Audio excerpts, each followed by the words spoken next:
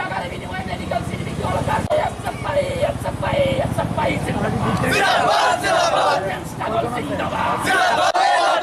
স্বাধীনতার মুদের শিক্ষে গেছে আসতে গেলে লড়তে হবে।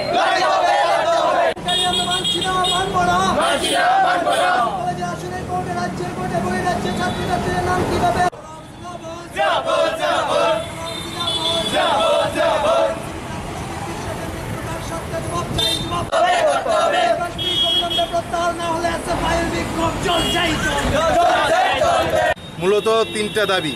আমরা অনেকদিন আগেই এখানের মেডিকেল এডুকেশন ডাইরেক্টরকে চিঠি দিয়েছিলাম আমাদের ডেপুটেশন নেওয়ার জন্য। উনি আমাদের সময় দেননি। আজকে আমরা এখানে বিক্ষোভ দেখাচ্ছি এবং উনি সময় দিয়েছেন, আমাদের কথা শুনেছেন। মূলত আজকে আমরা তিনটা দাবি উত্থাপন করেছি। এক হচ্ছে টিএমসি ত্রিপুরা মেডিকেল কলেজের যে বর্ধিত ফি, তার আগেও আন্দোলন করেছি, আবারও দাবি জানাচ্ছে এটাকে প্রত্যাহার করার জন্য। এক লাফে দ্বিগুণের উপর বৃদ্ধি, এটা অপ্রত্যাশিত মানুষের উপর, ছাত্রছাত্রীদের উপর মারাত্মক চাপ, এটাকে প্রত্যাহার করা। 2 নম্বর হচ্ছে মেডিকেল কলেজের যে সিট বন্টন হয়েছে তাতে আমরা দেখলাম ডিপার্টমেন্ট বিজ্ঞপ্তি জারি দিয়ে 9 জনের নাম বহির্রাজ্য বলে বাদ দিয়েছেন।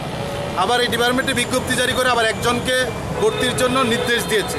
ফলে আমরা অবাক হচ্ছি, অনলাইনে বলছেন ভর্তি হচ্ছেন, সেখানে কি করে বহির্রাজ্যের নাম ঢুকছে, আবার বহির্রাজ্যের নাম বাদ দিচ্ছে, আবার সেখান থেকে আবার একজনকে ভর্তির সুযোগ করে দিচ্ছে। এই যে ঘটনাগুলো চলছে, মানুষের মনের মধ্যে নানা প্রশ্ন তৈরি হচ্ছে তা নিয়ে। কেউ কেউ বলছেন এটা বড় ধরনের কেলেঙ্কারি, নয়তো কী করে এই নাম বহির্রাজ্যের নাম রাজ্যের তালিকায় ঢুকে। এই বিষয়ে আমরা রাজ্য সরকারের স্পষ্টীকরণ চাই। আমরা দেখছিলাম রাজ্য সরকার চুপ, কোনো কথা বলছেন না বিষয়ে। আমরা তার স্পষ্টীকরণ চেয়েছি।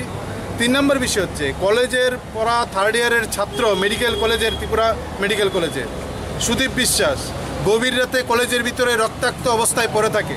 তার আত্মীয় স্বজন গিয়ে তাকে তুলে এনে আইএলএসে ভর্তি করায়। 40 দিন মৃত্যুর সঙ্গে লড়াই করে তারপর সে মারা যায়।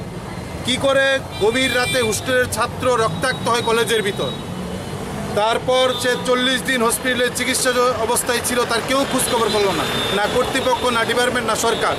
এই যে ঘটনাগুলো, তার পেছনে গভীর রহস্য লুকিয়ে আছে, মানুষ দাবি করছেন। ফলে ছাত্রদের নিরাপত্তার দাবিতে এই ঘটনার সত্য উদ্ঘাটন চাই। কে তার মৃত্যুর জন্য দায়ী, কিভাবে এই রক্তাক্ত হলো গভীর রাতে হোস্টেল। শুনেছেন, অবাক হলাম আমরা যে উনি মেডিকেল এডুকেশন ডাইরেক্টর, তিনি আজকে আমাদের বললেন যে টিএমসি প্রাইভেট।